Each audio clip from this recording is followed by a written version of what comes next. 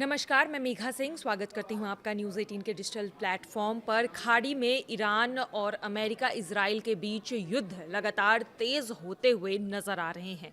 युद्ध को 7 दिन हो गए हैं। ईरान की ओर से इजराइल पर लगातार मिसाइल और रॉकेट हमले किए जा रहे हैं। न्यूज़ 18 इंडिया की एक्सक्लूसिव रिपोर्ट के मुताबिक ईरान ने इजराइल के तेल अवीव, हाइफा और यरूशलेम जैसे बड़े शहरों को निशाना बनाया है, जिसमें पूरे इलाके में तनाव को अब बढ़ा दिया है। इसी बीच इजराइल ने ईरान की 6 बैलिस्टिक मिसाइलें तबाह करने का दावा कर दिया है। यरूशलेम में भी लगातार सायरन की आवाज सुनाई जा रही है। इसी बीच लेबनान में ईरान समर्थित संगठन हिजबुल्लाह ने भी मोर्चा अब खोल दिया है। दक्षिण लेबनान में हिजबुल्लाह ने एंटी टैंक मिसाइल से इजरायली सेना के एक सैन्य दल को निशाना बनाया, जिसमें 3 इजरायली सैनिक घायल हो गए। इससे साफ हो गया है कि यह संघर्ष अब कई मोर्चों पर फैलता जा रहा है। ईरान के एक ड्रोन कैरियर पर भी अमेरिका ने अब हमला किया है। खाड़ी क्षेत्र में भी लगातार बिगड़ते हुए हालात नजर आ रहे हैं। सऊदी अरब के रक्षा मंत्रालय ने बताया है कि रियाद के पास स्थित प्रिंस सुल्तान एयरबेस को निशाना बनाकर मिसाइलें दागी गई है, जिसमें 3 बैलिस्टिक मिसाइलों को सऊदी एयर डिफेंस ने हवा में ही मार गिराया है।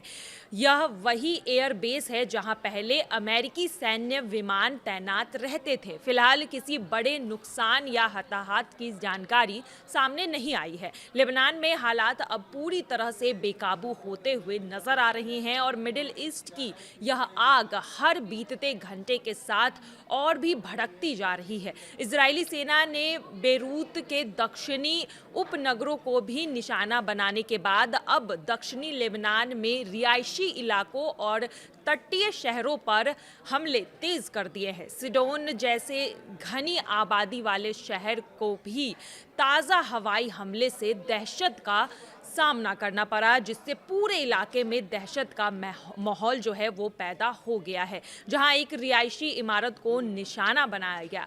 लेबनान की नेशनल न्यूज़ एजेंसी के मुताबिक टायर और बिंत जबील जैसे शहरों के ऊपर इजरायली लड़ाकू विमान लगातार मंडराते हुए नजर आ रहे हैं, जिससे साफ संकेत मिल रहे हैं कि इजराइल अब हिजबुल्लाह के ठिकानों को पूरी तरह से नस्तानाबूद करने के लिए किसी भी हद तक जाने को तैयार है। उधर अमेरिका ने भी संकेत दे दिए हैं कि आने वाले दिनों में ईरान पर हमले और तेज हो सकते हैं। अमेरिकी रक्षा मंत्री पीट हेगसेथ ने कहा है कि अमेरिका और इजराइल की संयुक्त सैन्य ताकत अभी पूरी तरह से इस्तेमाल में नहीं आई है। उनका कहना है कि अगर अभी तक लोगों को लग रहा है कि बहुत बड़ा हमला हो चुका है, तो उन्हें इंतजार करना चाहिए, क्योंकि आगे और भी बड़ा सैन्य अभियान आने वाला है। हेगसेथ ने यह भी दावा किया है कि अमेरिका के पास हथियारों की कोई भी कमी नहीं है और ज़रूरत पड़ने पर यह अभियान लंबे समय तक चलाया जा सकता है। इसी बीच अमेरिकी राष्ट्रपति डोनाल्ड ट्रंप ने भी ईरान की रेवोल्यूशनरी गार्ड सेना और पुलिस को सीधी चेतावनी दे दी है। ट्रंप ने कहा है कि हथियार डाल दे और ईरानी जनता के साथ खड़े हो जाएं। उन्होंने ये भी कहा है कि जो लोग हथियार छोड़ देंगे उन्हें माफ़ी दी जाएगी, लेकिन अगर वे लड़ाई जारी रखते हैं तो उनका अंत तय है।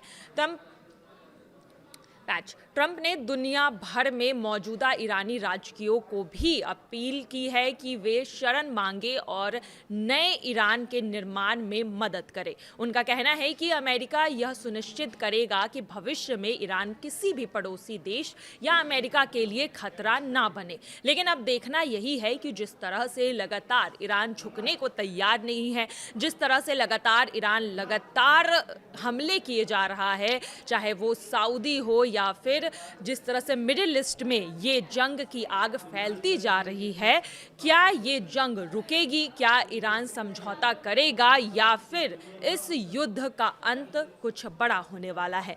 फिलहाल की खबरों में आज के लिए बस इतना ही। बाकी की तमाम खबरों के लिए देखते रहिए न्यूज़ 18 का डिजिटल प्लेटफॉर्म। धन्यवाद।